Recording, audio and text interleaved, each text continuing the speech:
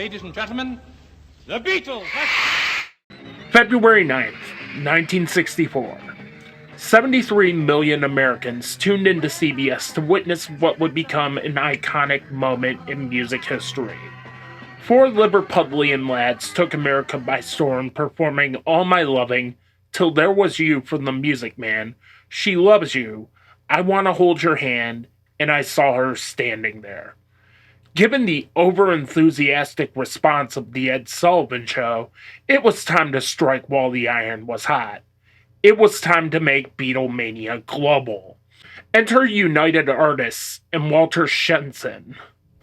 Walter Shenson was an American publicist who worked for the overseas division of Columbia Pictures. His first major break came with The Mouse That Roared, a film that served as the breakthrough performance of Peter Sellers, who himself was intrinsically tied to the Beatles, as George Martin produced most of his recorded material. So Shenson was brought in to make the Beatles stars.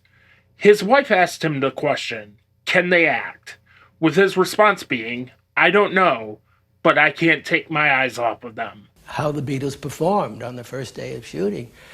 And I said to her, I really can't tell. All I know is I couldn't keep my eyes off the screen. Originally titled Beatlemania, the name was changed to A Hard Day's Night after something Ringo said. The title stuck, and cinematic and music history was born. United Artists saw dollar signs in their eyes and funded A Hard Day's Night, mostly as a petty move to get the rights to the soundtrack before Capitol Records, who distributed the Beatles' music as compilations and not whole albums in America. It wouldn't be until 1987 that the full British albums would be released stateside on compact disc. United Artists felt that even if the film bombed, they would make more money on the soundtrack than they would the film. To put it in modern terms, United Artists basically wanted to make Fant 4 Stick, but with the Beatles. But unlike Fant 4 Stick, United Artists actually gave them the tools to succeed. The film tapped Alan Owen, a Liverpudlian playwright, to write the script. They also tapped another American who worked overseas in London, Richard Dick Lester.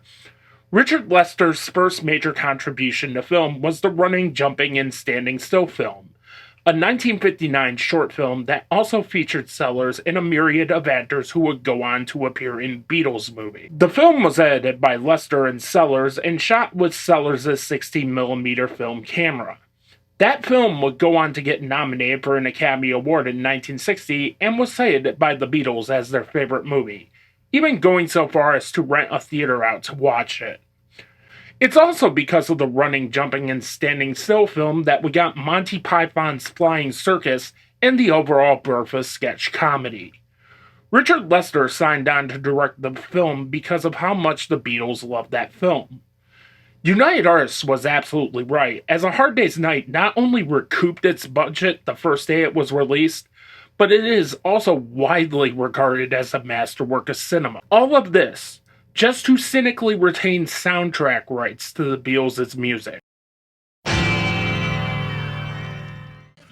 That iconic chord delivered from George Harrison's Rickenbacker 360 12-string properly sets the tone for A Hard Day's Night. The crowds of girls scream as they chase George, John, and Ringo. Paul is hidden with an obviously fake mustache. With that one chord, the Beatles took the world by storm. Let's break down why this is such a fantastic opening scene. Pretend you don't know anything about the Beatles. In 2 minutes and 34 seconds, you already know who is who. The film smash cuts you into their world as they are superstars getting chased by adoring fans. Paul, disguised with a fake goatee right next to his fictitious grandfather, indicates he is the heartthrob of the Beatles. Though John, George, and Ringo are getting chased, they don't seem to mind it. It's just routine for them at this point, and that's what makes you understand Beatlemania in 1964. It was routine for them to be chased by screaming girls. Which is what makes this such a phenomenal opening scene, because this did happen to them a lot in real life. While it is played for laughs, I would hate to be a Beatle in this time frame. Here is where Richard Lester practically invented the modern-day music video. There is a linear narrative going through this scene. The Beatles are being chased by rabid fans, but Lester brings quick and fast cuts to this with a great sense of pace to them, all while keeping focus on what makes the Beatles who they are. Lester will improve on this with help, and I will go into detail more when I get to that. Which then goes into the train scene. This scene establishes them as blokes who just want to jam out to rock music. Also, take a wild guess as to who plays guitar during that segment. That's right, Jimmy Page is soundtracking the Beatles. After that, the Beatles are accompanied by Paul's very clean grandfather, portrayed by Wilfrid Brambell. Now, there is a reason they keep referring to him as very clean, as Wilfrid Brambell was mostly known as a dirty old man on the show Steptoe and Son. Brambell played the owner of a junkyard alongside his son. You probably have already heard this show by a different name. I'm dying. You hear that, Elizabeth? I'm coming to join you, honey. Oh. The pilot episode of Sanford and Son is actually an Americanized remake of the Steptoe and Son episode Crossed Swords. That's right, if it weren't for Wilfrid Brambell, we wouldn't have Sanford and Son. But Brambell actually gets some genuinely great scenes, such as taking Ringo's invite with fake disgust and crashing an opera performance. Then we are greeted by two schoolgirls. These two schoolgirls are really just featured extras, but only one of these women would marry a Beatle and go on to become rock music's most iconic muse. Something in the way she moves. I'm begging, don't please. And I'll say yes. You look wonderful tonight. But then it cuts to the Beatles serenading these two beautiful schoolgirls with I Should Have Known Better while playing cards on the train. No rhyme or reason, just because they can. But one of the many reasons A Hard Day's Night is fantastic is that it is genuinely funny. The Beatles have this phenomenal sense of timing that you would think they were seasoned comedians. The scene where they bicker with an old man is perfectly timed comedy. John saying, "Give us a kiss," still cracks my ass up to this day. The Beatles getting excited by the possibility of an orgy was risque humor for its time. Of course, when you are one of the biggest bands in the world, you have to have that charisma. It was because of that charisma that got them their foot in the door with George Martin. George Martin had zero interest in the Beatles. Upon hearing their demo, he bluntly said their music was crap. It was because George Harrison, when asked by George Martin if they had any personal issues, Harrison replied back with, "Well, to start, I don't like your tie," which then turned into the Beatles joking around. It was George Harrison roasting the future fifth Beatle that got them the opportunity to record their first album, and Martin as their de facto music producer. The Beatles are so charismatic that George Harrison makes staring at a woman's feet look cool. If my fat, ugly ass did that, it would go a lot differently.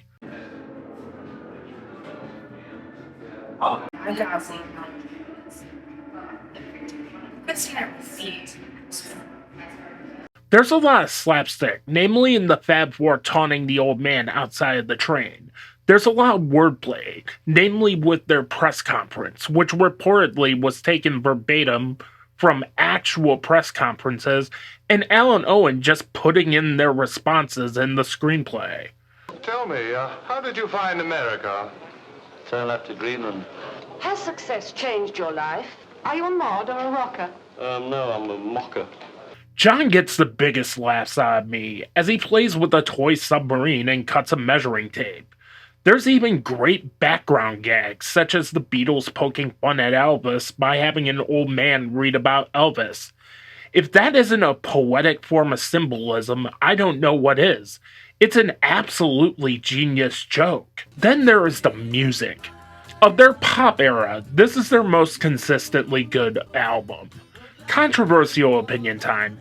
I am very mixed on Please Please Me with the Beatles and Beatles for Sale. A Hard Day's Night is where everything clicked with the Beatles. This is the first Beatles album where every song is an original composition, all of which were written by Lennon and McCartney in the course of 2 weeks. The premise centers around a huge Ed Sullivan-esque gig, but each musical segment plays an important part in this film, as they serve as mini short films within the movie. During the first Can't Find Me Love segment, we see elements of the running, jumping, and standing still film creep in. With And I Love Her, we see an emphasis on Paul McCartney, as it is his face on the TV monitors. Ringo's This Boy segment is a short film in and of itself. It's worth noting to talk about George Martin's musical score as well, as a ragtime rendition of I'm Happy Just to Dance With You plays before the actual song, complete with a tap dancing number. It's actually a perfect segue into the song proper. Martin also does a great swing rendition of A Hard Day's Night as well. Martin's score is actually wildly underrated, as he is able to bring so many disparate genres together and work them into the Beatles' music proper. So I want to talk more about Ringo's scene, which in my opinion is the best display of acting from any Beatle in this film. This is a short film in and of itself. As an instrumental version of This Boy Plays, we see Ringo trying to fit in and just not. He takes the advice of Paul's grandfather to step outside of his comfort zone. He then befriends a little boy. Oh, and I'm pretty sure Ringo's star indirectly invented moshing. Then there is the grand finale, what everyone in 1964 paid to see. A mini truncated Beatles concert, as the Beatles tear through Tell Me Why, If I Fell, I Should Have Known Better, and She Loves You. You feel as you are in that crowd. Lester does such a great job capturing this performance before the Beatles escape on a helicopter, complete with Grandpa's forged autographed Beatles photos falling out of the sky. What hasn't been said about A Hard Day's Night that hasn't already been said? Many musical acts have tried to recreate the success of this film. By doing a cinema verite mockumentary on the Beatles, it actually comes off as genuinely sincere. There's an exact reason why I decided to make this spine number 1 of the Ryterion Collection. It's a film that my family would watch once every year. It's also the very first Criterion Blu-ray I ever bought, that I've since upgraded to 4K. In the meantime, I'm getting ready to talk about my favorite Beatles movie next.